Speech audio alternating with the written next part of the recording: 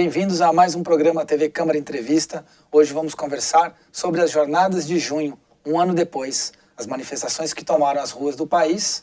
Agora, passado um pouco mais de um ano, recebemos aqui o Lucas e o João, que são ativistas do coletivo que organizou o Coletivo pela Redução da Passagem, que teve um papel importante na organização aqui das manifestações, das mobilizações na cidade de Jacareí. Bem-vindos ao nosso programa. Fizemos um programa há pouco mais de um ano, naquele momento em que as coisas estavam bem ali acontecendo. O João esteve aqui e queria saber de vocês, um ano depois, como é que está essa mobilização desse coletivo ou das pessoas em relação àqueles temas que estavam ali na rua, que as pessoas saíram e reivindicavam? Então, na verdade, como você tinha falado, a gente fez parte de um coletivo que surgiu no contexto das mobilizações aqui em Jacareí. A princípio, a proposta era reunir diferentes grupos, sindicatos, inclusive partidos, artistas, professores, estudantes, e, através desse grupo, reunir em praça pública, fazer assembleias públicas e organizar a luta pela redução da passagem aqui em Jacareí. Depois de acordo com o andamento, as manifestações esfriaram, passou um pouco aquele momento de euforia das manifestações, a gente, de uma certa forma, se desarticulou o coletivo. O que não significa que todos nós do grupo e boa parte das pessoas que estavam envolvidas nesse coletivo não continuem com as suas intervenções que estão ligadas com parte daquilo que levou aquelas manifestações, seja a continuidade nas suas atividades políticas no sindicato, as suas atividades políticas enquanto grupos que reivindicam cultura em Jacareí, que lutam pela questão cultural em Jacareí, professores que continuam intervindo pela defesa da educação pública. Então, assim, por mais que o coletivo tenha se desarticulado, todos nós mantivemos uma certa atuação política que, na nossa opinião, está relacionada com o que aconteceu em junho. Então, na prática, o grupo se desarticulou, mas as intervenções políticas, nossas atividades políticas, continuam. Eu acho que seria legal também a gente relembrar um pouco o que foi aquele momento, o que aconteceu. Inclusive, relembrar o contexto aqui de Jacareí. Aqui em Jacareí, na prática, se a gente relembrar, no Brasil inteiro tiveram manifestações que surgiram por conta do aumento da passagem. Primeiro com manifestações bem pequenas, relativamente pequenas, o que sempre assim, já nos últimos anos, onde há aumento dinâmica já dessas manifestações, há um aumento, os estudantes, os jovens e trabalhadores se reúnem e organizam manifestações para reivindicar que não se aumente o preço da passagem. Quando aconteceu isso em junho, teve uma repressão policial violentíssima em São Paulo, e a partir dessa repressão policial se fez uma verdadeira, assim, a gente não sei se dá para chamar de revolta, uma espécie de revolta, assim, popular. Acabou mobilizando até outras pessoas que não estavam naquele primeiro momento. Inclusive trazendo outras bandeiras, outras reivindicações e tudo mais. Mas aqui em Jacareí é legal a gente lembrar que a mudança da passagem foi anterior um pouco a São Paulo e foi de R$ 2,80 para R$ 3,20. Em São Paulo era R$ 3,00 e foi para R$ 3,20. Quando aumentou de R$ 2,80 para R$ 3,20, inclusive a gente falou aqui no programa, nós fizemos um início de manifestação, como tem em todos os lugares. Organizamos, sindicatos ajudaram, fizemos algumas manifestações, mas não conseguimos nada. Um tempo depois, quando chega junho e as mobilizações tomam conta de tudo, e Jacareí, inclusive, faz uma manifestação enorme assim, para o tamanho da cidade, reduzem a passagem praticamente em boa parte das cidades que tinham aumentado. Eu não sei o número certo de cidades, mas na maior parte das cidades voltou ao preço original. Jacareí não se voltou ao preço original. Jacareí voltou a R$ 3,00. A nossa reivindicação é que a passagem voltasse para R$ 2,80. Então é bom lembrar que esse preço que a gente está pagando hoje, que é R$ 3,00 na passagem, é um preço que não é o preço original que a gente reivindicaria, pelo menos para dizer assim, igual São Paulo, volte ao preço antes do aumento. Isso, as jornadas de junho, as manifestações de junho do ano passado, não permitiram aqui em Jacareí. Não permitiram que voltasse a passagem para o preço original, que era o R$ 2,80, que era inclusive a nossa reivindicação. Tanto é que depois de São Paulo a gente continuou com algumas manifestações, paramos o trânsito e tudo mais, reivindicando que a passagem voltasse, mesmo quando ela estava já a R$3, a gente reivindicava que voltasse para R$2,80, o que não aconteceu, o que demonstra também que a resposta aqui em Jacareí a essas mobilizações não foi a resposta adequada por parte do Executivo, que é quem deveria ter voltado a passagem para R$2,80. A outra questão que eu aproveito para colocar, que para a gente é muito importante, é a gente relembrar que nesse contexto de manifestação, onde centenas, milhares de pessoas tomaram as ruas, tomaram os espaços públicos, travaram o trânsito, mudaram as suas rotinas para dizer que elas não aguentam mais essa situação de vida, seja aqueles que foram porque queriam demonstrar a revolta contra a corrupção, demonstrar a revolta contra a saúde precária, demonstrar a revolta contra a educação, todos eles, de uma certa forma, expressaram nas ruas que querem controlar a sua vida e a sua cidade, que querem espaços públicos para se manifestar, que querem intervir na política e que eles sejam ouvidos na política. Então, assim, tem um movimento que, na nossa opinião, ou na minha opinião, e do Lucas também, porque como o coletivo está desarticulado, a gente não pode falar em nome do coletivo, mas no sentido de dizer assim, queremos controlar a vida na nossa cidade, queremos definir como que a gente vai se locomover para o trabalho, queremos definir onde vão ser nossas moradias, queremos definir como que a gente pode estabelecer as leis e regras da nossa cidade, queremos definir a segurança na nossa cidade.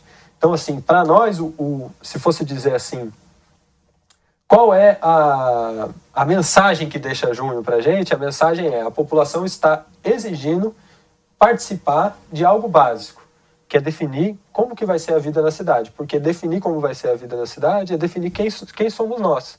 Como que vai ser a convivência, como que vai ser o transporte, se a gente vai ficar 2, 3 horas, se a gente vai morar em situação precária, se a gente não vai morar em situação precária. É isso que, assim, a mensagem que fica um pouco de junho, se fosse resumir uma mensagem, queremos definir os rumos das cidades. Vocês acham que tem alguns aspectos aí, eu quero retomar com vocês mais à frente, essa questão da participação popular e do direito à cidade.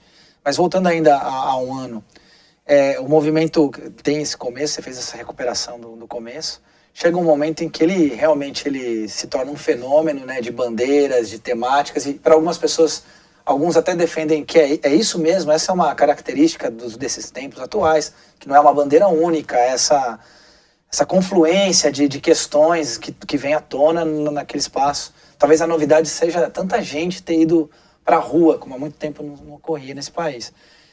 E depois começa a ter alguns episódios de violência, aí alguns vão dizer o Black Bloc, começa também a existir uma tentativa de criminalização de alguns aspectos do movimento. Você acha que isso fez com que o movimento perdesse apoio popular, perdesse o apoio daquele cidadão que não estava acostumado a ter uma participação política, como você falou, que ocorre normalmente quando tem alguma pessoal do sindicato, estudantes, ou isso era natural de que essa desmobilização, as pessoas parassem de ir às ruas? Muitas das cidades que baixaram o preço já aumentaram de novo, né? Tem casos, acho que Campinas, algumas cidades, depois que as coisas se acalmaram. Como é que vocês avaliam isso? Olha, eu acho que a questão da violência não foi só ela que fez, vamos dizer, a poeira baixar, entendeu? A população parar de ir na rua, parar de se mobilizar. Fatores pessoais, às vezes você tem seu emprego, você tem sua família, você tem seu trabalho, essas coisas. Então, além disso, acho que o principal fator é a vida cotidiana de cada um, entendeu? Mesmo voltando o preço depois, você fala, pô, mas eu tenho minha rotina aqui. Em algum momento precisa de mais um start. Eu acho que precisa de mais um start, mais um grande movimento para isso voltar, entendeu? Para precisar acontecer de novo. Eu penso assim. Eu acredito assim, se a gente fosse pensar, acho que de uma certa forma é normal dar uma baixada. Não é possível manter manifestações quase diárias por um ano. É impossível, não tem, é assim, muito difícil. Talvez numa situação de mudança completa, de revolução, algo desse tipo poderia acontecer. O que não é o caso. Mas, se a gente olhar há um fio de continuidade na situação política do país bastante claro, assim, na minha visão.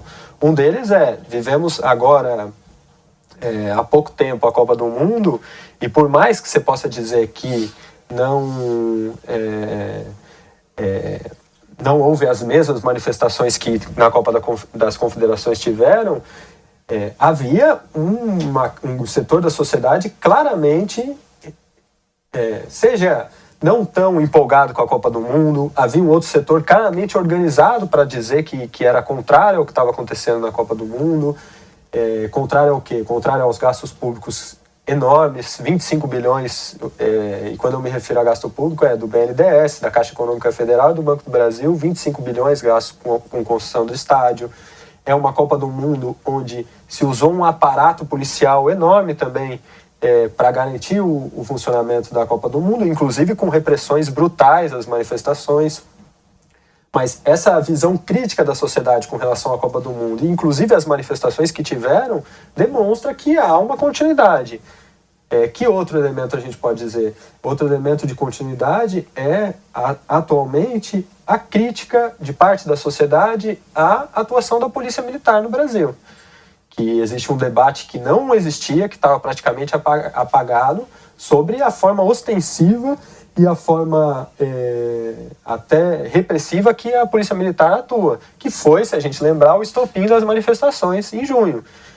O que eu estou me referindo a isso? Estou me referindo a uma discussão que já existe agora de forma um pouco mais permanente, de dizer assim, queremos uma polícia que não seja uma polícia militar, que seja uma polícia que não seja um exército na rua, que não tenha a hierarquia do exército, do comando, que não tenha a função clara de reprimir, que tenha, inclusive, que deveria ter, inclusive, um controle da população sobre a polícia. Que polícia que a gente quer? Como que a gente quer que seja feita essa polícia? Como que a população pode participar ativamente e controlar o papel da polícia na sociedade? A única forma de fazer isso, na minha opinião, é desvincular a polícia do exército. A polícia não deveria estar, que é resquício da ditadura, vinculada ao exército. Isso significa que a polícia deveria ser uma polícia que fosse controlada pela população. Essa discussão, que não existia antes de junho na imprensa... Ela surge e você acha que permanece? Ela permanece Algum atualmente. outro tema, vocês acham que... Nós estamos vivendo, por exemplo, agora um período eleitoral, né? Sem citar candidaturas, até porque tem a questão do processo eleitoral agora, a gente tem essa limitação, mas em termos de temáticas que foram levantadas naquele momento, há um pouco mais de um ano atrás, você acha que elas também foram incorporadas, pelo menos na pauta de discussão hoje da cena pública e da política, em propostas reais, além dessa questão da Polícia Militar? Eu acho que sim. Questão da saúde pública, questão do direito à cidade, né? Além da mobilidade, que era a principal questão, que era o transporte, né? A gente convive na cidade, então a gente precisa de transporte, saúde, educação, cultura, que no nosso coletivo tinha bastante pessoa que briga por essa bandeira da cultura, que é bem dificultada. E basicamente é a questão do direito à cidade, entendeu? Para completar. Não, se a gente for pensar, tem algumas coisas que eu acho claras. Assim, a primeira hoje se questiona, e há uma campanha que é a campanha que reivindica uma Assembleia Constituinte, ou seja, que se elejam deputados para fazer uma nova Constituição para o nosso país e que modifiquem algumas questões algumas questões da forma de se fazer política no Brasil. Qual? A primeira delas é a questão do financiamento de campanha, onde no Brasil a maior parte do financiamento de campanha é de empresas privadas, o que faz com que a política e os nossos representantes políticos sejam representantes do negócio das empresas. Exemplo, 65% do financiamento das campanhas dos presidentes, candidatos a presidentes agora dessa eleição, são por 4 empresas. Friboi, Andrade Gutierrez, Ambev e OAS. Andrade Gutierrez e OAS são empresas de construção civil, que influenciam diretamente no modelo de cidade que a gente tem. Onde vai se construir, que tipo de mobilidade nós vamos ter na cidade, que tipo de construção vai ter. São esses que financiam 65% da campanha dos candidatos a presidentes. Por último, se a gente lembrar, qualquer um pode olhar no site do Tribunal Superior Eleitoral. O próprio prefeito de Jacareí é financiado por 2 empresas, teve a campanha financiada por 2 empresas de Jacareí, Ambev e Fibria. Fibria, que é a Votorantim, a antiga Votorantim, que tem um papel terrível na nossa cidade com relação à poluição do meio ambiente. Então, como que nós podemos, e acho que esse é o fio de continuidade, se a gente lembrar da pergunta, o fio de continuidade é: exigimos uma nova forma de fazer política. Que forma é essa? Uma forma que não seja submetida aos empresários. Acho que essa é uma mensagem que tem sim nessa campanha. Se a gente, aí o Lucas falou algo importante da mobilidade urbana. Se a gente pensar na continuidade, a discussão que houve em São Paulo com relação ao plano diretor, ou seja, áreas para moradia popular, garantidas no plano diretor, que estejam estabelecidas com incentivo público para que se garanta a moradia popular, e não moradia popular a quilômetros de distância do centro da cidade. Moradia popular perto do trabalho, moradia popular que esteja próximo ao trabalho, que é uma reivindicação que o Movimento Sem Teto em São Paulo mobilizou com relação ao plano diretor, tem, na minha opinião, uma continuidade claríssima com as manifestações de junho, no sentido de dizer assim: nós queremos uma cidade onde a gente possa se locomover. Eu quero morar perto do meu trabalho. Eu sou pobre, mas mesmo assim eu quero garantir que eu possa morar perto do meu trabalho. Eu não preciso ser jogado para um lugar onde eu tenho que construir a minha própria casa, onde não tem asfalto, onde não tem luz e onde eu levo horas para chegar no meu trabalho. Essa reivindicação que estava presente na disputa do plano diretor em São Paulo, ela tem a ver claramente com as reivindicações que se tinha em junho. Inclusive o MTST ampliou muito as ocupações de terra a partir de junho. O próprio Guilherme Boulos, que é um dos dirigentes do MTST, um dos militantes do MTST, afirma que houve um aumento significativo do número de ocupações de moradia depois das jornadas de junho. Então tem um acúmulo. Tem uma relação. Na minha opinião, tem uma relação direta, no sentido de enxergar, temos que garantir e lutar por mais direitos e definir a forma de cidade que a gente quer. Bom, você está acompanhando aqui o TV Câmara Entrevista. Estou conversando com o João Campinho e com o Lucas, me esqueci seu sobrenome agora. Carvalho. Lucas Carvalho. Eles participaram do coletivo que foi um dos protagonistas aí das manifestações, das jornadas de junho, que completam um pouco mais de um ano. Vamos para um breve intervalo e voltamos com o segundo bloco.